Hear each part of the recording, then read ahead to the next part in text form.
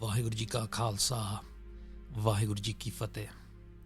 This is the Sikh History Series podcast, Season 5, the Shaheedi of the Chote Sahibzade. Episode 1, Guruji enquires about his Sahibzade. In this season of the podcast, we shall very briefly be going over the Shaheedi of the Chote Sahibzade and Mata Gujari. Following the Battle of Chamkaur Sahib, in which the elder Sahibzade of Guru Gobind Singh Ji was shaheed, as well as many other warrior Gursikhs, Guruji blesses the Khalsa Panth with the title of Guru, giving them his Galgi. And then, at the request, the order and hukam of the Khalsa, leaving the fort. As Guruji leaves the fort, he challenges the Mughal hordes and fires an arrow out, as well as leaving his Jora behind. And after travelling through and spending time alone in the thorny, cold, rough terrain of Machiwala jungle, the barefooted Guru Gobind Singh Ji was once again reunited with his beloved warriors by Man Singh, Pyara Daya Singh and Pyara Dharam Singh. Leaving the jungle, they spend a night in the orchard of two Masans, Punjaba and Gulaba. News reaches Punjaba and Gulaba that the enraged Mughal forces are searching for the Guru and have announced that anyone who supports the Guru providing any help will be executed after being savagely tortured. Fear overcomes these two brothers, and they between themselves decide that during these most difficult of times, they cannot stand by the Guru and serve the Guru. Their own houses and lives are more beloved. The same Guru who had blessed them with everything they have, these two Masans have decided they cannot stand by during these tough times. The Singhs are enraged, however, the great Guru remains unmoved. The most compassionate, benevolent Guru still blesses them and moves on with his Khalsa warriors, Man Singh, Daya Singh and Dharam Singh. Moving on, the Guru is later met by Ghani Khan and Nabi Khan, two brothers whom have previously served the Guru. Seeing the Guru, they are overcome with pure love and they run towards him and bow their foreheads on his feet. Ghani Khan and Nabi Khan are two Pathan brothers, horse dealers, and they deeply loved the Guru, and they would often travel to Sri Anandpur Sahib, and they had previously sold many beautiful horses and animals to the Guru for the Khalsa Panth service. Having learnt about the great battle at Chamkaur and Guruji being around the Machiwala jungle area, these brothers had left home in search of the Guru with the aim of serving the Guru.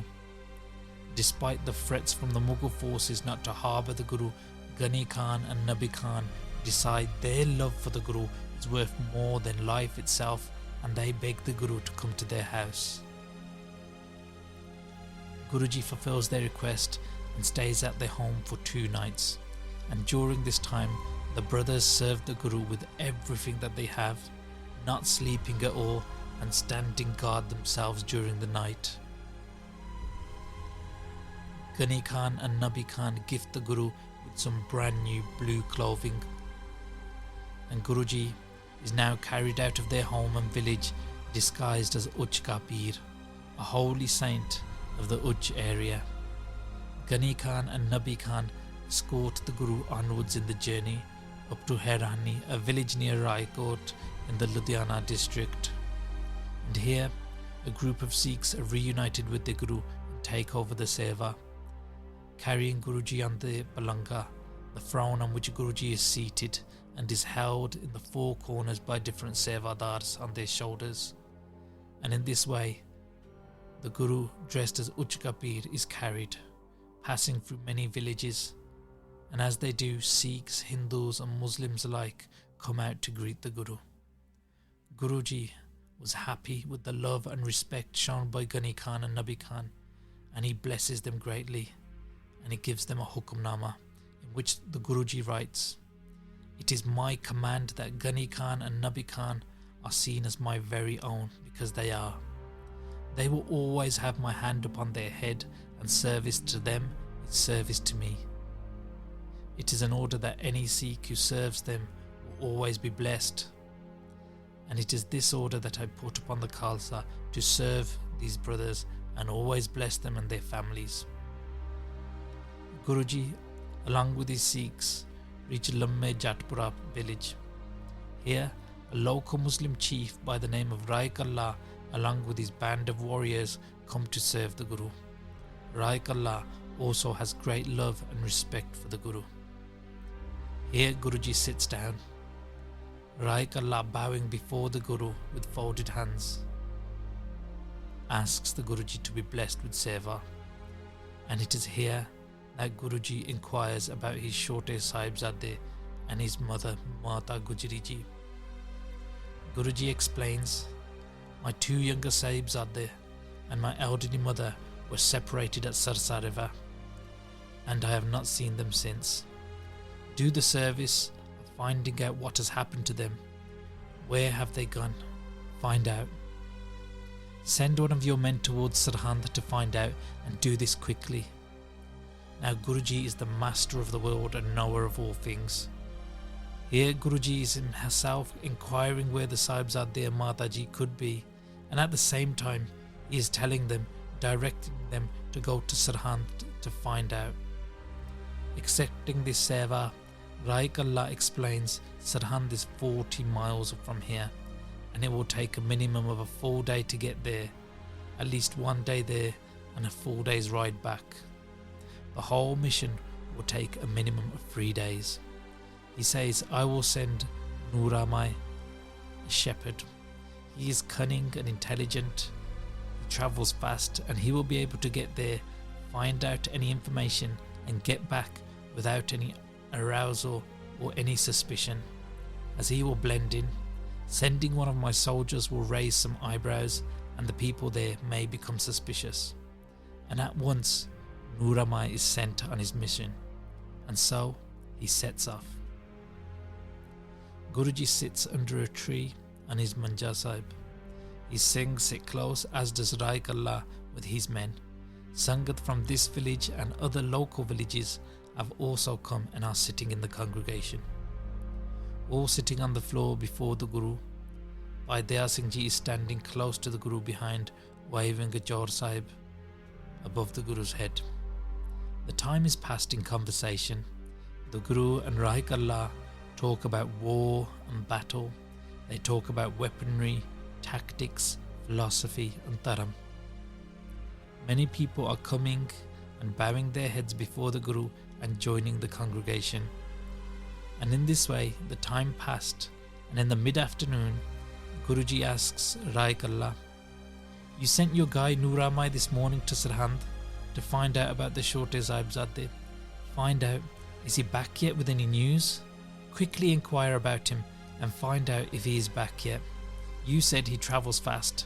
It's been 5 or 6 hours. Why isn't he back yet?" Rai Kalla bows before the Guru with folded hands and says, "O true king, Nuramai only left this morning and has quite a long journey to get to Sirhind. At the quickest, he will be reaching there late tonight or by the morning. There is no way that he will be on his way back yet. He will be back earliest the day after tomorrow, and once he is back, he will definitely report back to us straight away, but it will take some time." Listening to this, Guruji does not give any response. They continue to pass the time in conversation, and Guruji goes on to tell Rai Kalla about the treachery of the Hindu hill Raje and the oath-breaking Mughal warlords. About the battle at Anandpur Sahib, Guruji tells in detail to Bhai Kalla. Roughly 2 or 3 hours more pass, and Guruji asks once again, "Rai Kalla, what's going on? Your guy has not yet returned from Sirhind. What is taking him so long? Go and find out. Why is he not back yet? Send one of your soldiers to climb that tall tree over there and have a look to see if they can see him anywhere in the distance. Is your guide Noor Mai on his way back yet? Raik Allah, again clasping his hands together and bowing his head before the Guru, says, Guruji, forgive me, but Noor Mai probably hasn't even reached Sirhind yet. How can he possibly anywhere near on his way back? There is no chance that he will be back today. That is not even possible.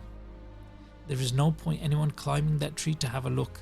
The notion that they will see him is absurd.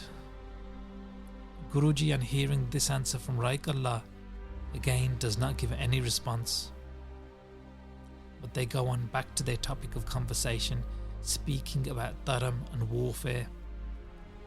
Everyone present is mesmerized by the Guru's words, listening attentively, and in this way, the morning, the afternoon, and now the whole day has passed. And now a third time, Guruji inquires about Noor Mai. But this time he speaks out to the whole Sangat, saying, Will one of you climb that tall tree there? Climb it to the top and look towards the direction of Sirhind and see if Noor Mai is on his way back or whereabouts he is.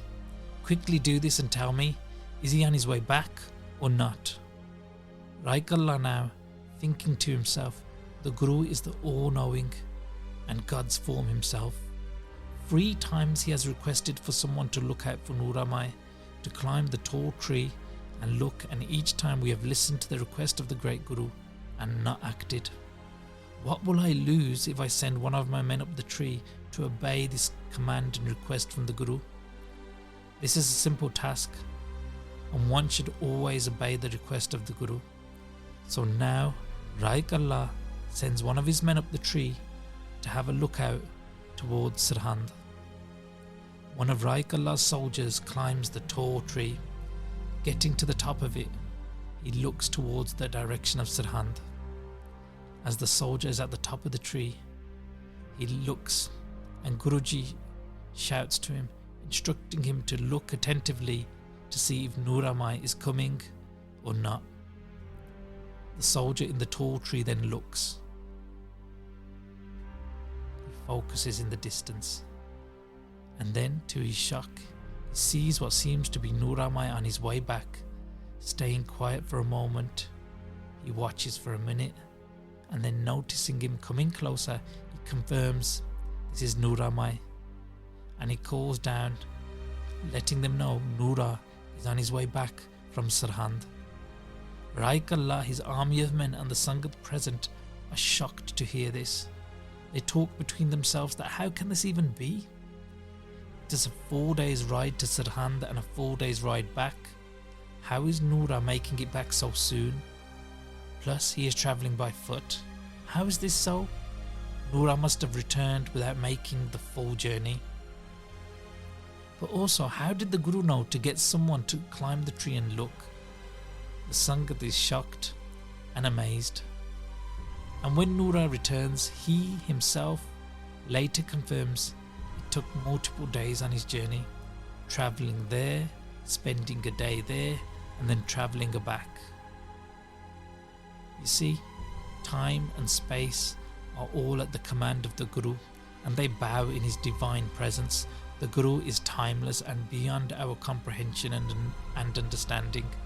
And here we get yet another reminder of this. So, Noor Mai eventually makes his way back, and presenting himself before the Guru, he bows his head to the Guru's lotus-like feet and sits down on the ground before him.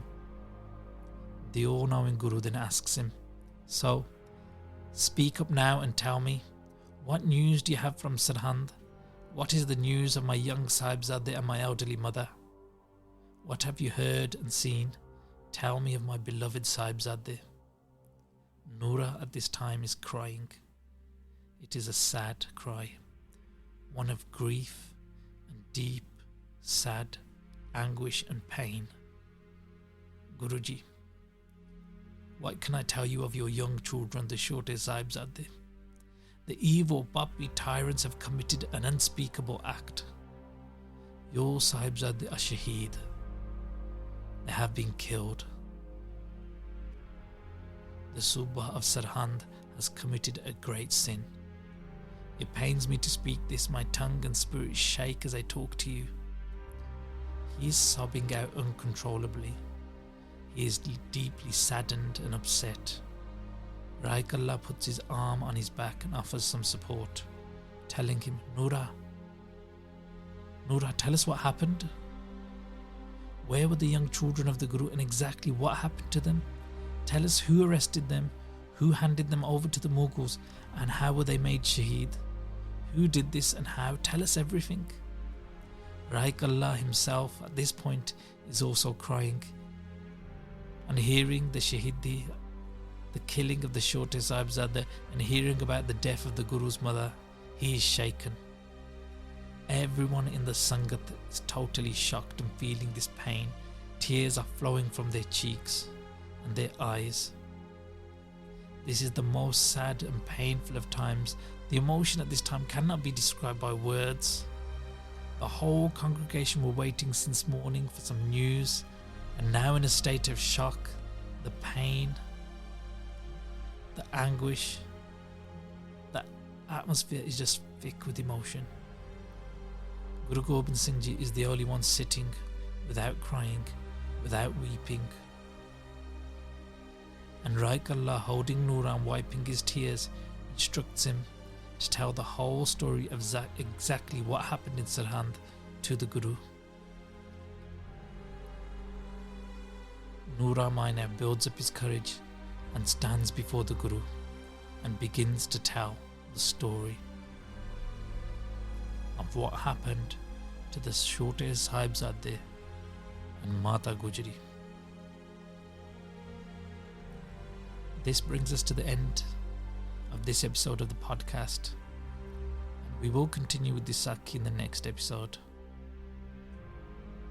Please forgive any mistakes made during this podcast. Bol chuk maaf karna, and please share with your loved ones. Vaheguru Ji Ka Khalsa, Vaheguru Ji Ki Fateh.